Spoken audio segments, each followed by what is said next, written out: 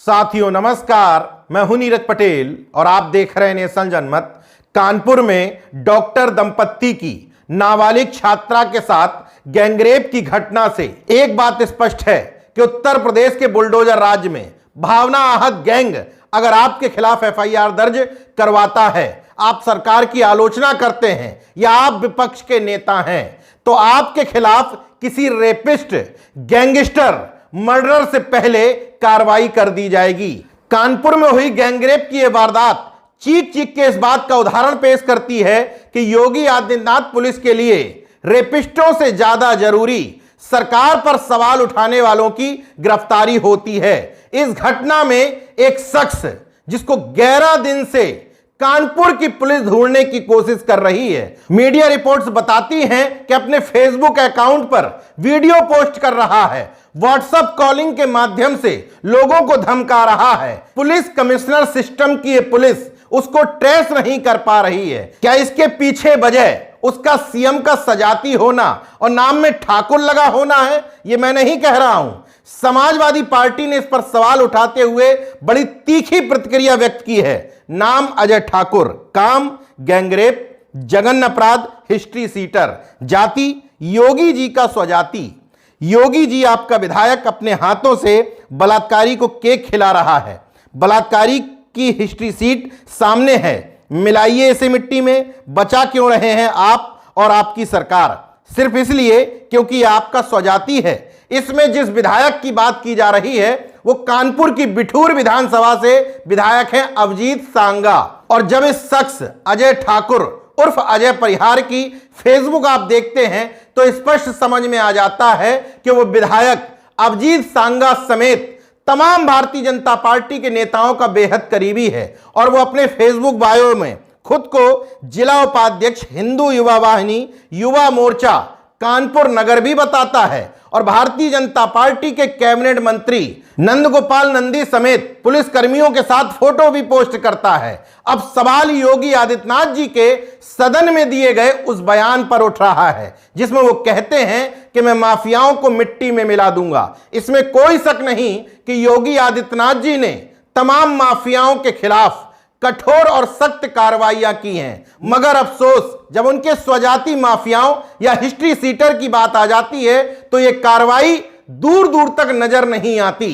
इसका उदाहरण है अजय ठाकुर, जिसके खिलाफ एक नहीं, दो नहीं, बल्कि 22 मुकदमे दर्ज हैं। फिर भी न इसको मिट्टी में मिलाया गया, न इसके घर बुलडोजर पहुंचा, ना ही 11 दिन में कमिश्नरेट पुलिस इसको गिरफ्तार कर पाई। जब police commissioner system Uttar Pradesh के तमाम शहरों में लागू किया गया था उस समय इसका महिमा मंडन करते हुए बताया गया था कि लॉ एंड ऑर्डर कंट्रोल होगा। लेकिन जिन जिन शहरों में पुलिस कमिश्नर सिस्टम लागू है उनमें लॉ एंड ऑर्डर सुधरने की बजाय उसकी स्थिति खराब ही हो रही है। पुलिस कमिश्नर सिस्टम लागू होने के बाद कानपुर या अन्य शहरों में बदला क्या?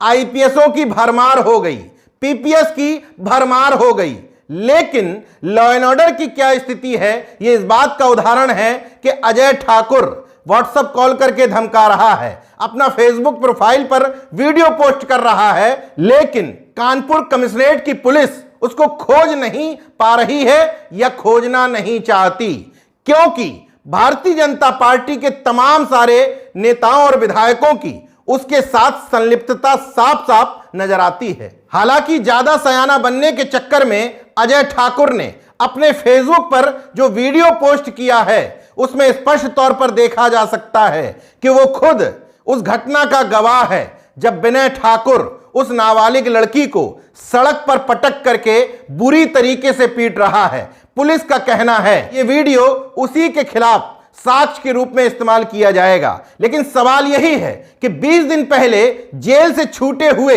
इस हिस्ट्री सीटर को योगी आदित्यनाथ जी के बुलडोजर या योगी बाबा की पुलिस से डर क्यों नहीं लगता है? ये दो मीडिया रिपोर्ट से समझिए। बीते कुछ दिनों पहले अजय को गिरफ्तार कर जेल भेज दिया गया था, जिसके बाद जमानत पर अजय बाहर आया तो एक बार फिर उसने अपनी दहशत कायम करने के लिए अपनी पूरे गैंग के साथ सड़कों पर काफिला लेकर निकला।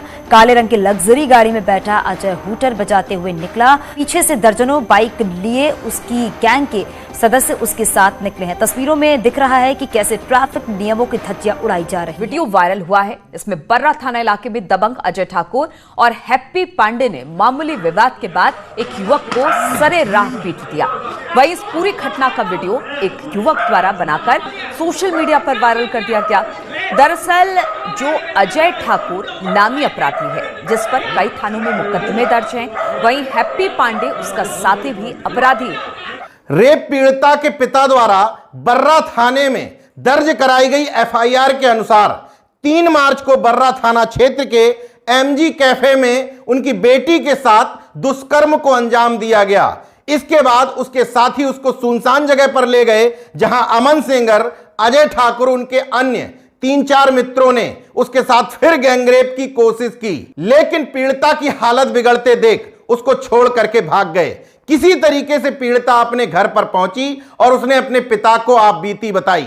इस पूरे घटनाक्रम का महत्वपूर्ण पहलू है अजय ठाकुर, क्योंकि उसके नाम का ही सहारा लेकर के एक बार नहीं बल्कि पीड़िता के साथ इससे पहले भी रेप को अंजाम दिया गया है और 3 साल से विनय ठाकुर उसको धमका रहा था। उसके सीने पर अपना नाम लिख दिया था। जब उसको कोटा पढ़ने के लिए भेजा गया तो वहां भी उसके पीछे पहुंच गया, उसके बाल जलाए, उसके साथ मारपीट की और इन सब चीजों में अजय ठाकुर उस परिवार को और उस लड़की को अपने रसूख का इस्तेमाल करके धमकाता था।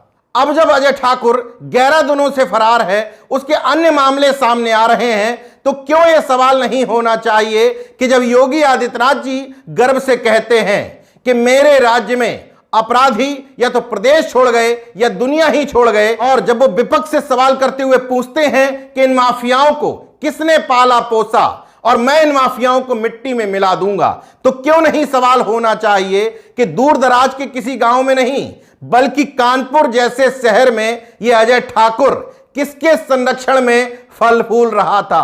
22 मुकदमे दर्ज होने के बावजूद कैसे ये खुलेआम गुंडई करता हुआ घूम रहा था। जेल से निकलने के बाद ये वीडियो वायरल हुआ था, इसके बावजूद क्यों नहीं दोबारा इसको जेल के सलाखों के पीछे डाला गया। इस मामले में इसकी कितनी भूमिका है, मैं इसमें जज की भूमिका में नहीं आना चाहता, मगर छोटी छोटी घटनाओं पर सरकार की आलोचना करने मात्र भर पर संभल जिले की एक घटना में योगी सरकार में मंत्री गुलाब देवी से सवाल भर पूछ लेने पर एक पत्रकार को हथकड़ी लगा करके गिरफ्तार करने वाली ये पुलिस इस तरह के अपराधों में उतनी सक्रिय क्यों नहीं हो पाती है।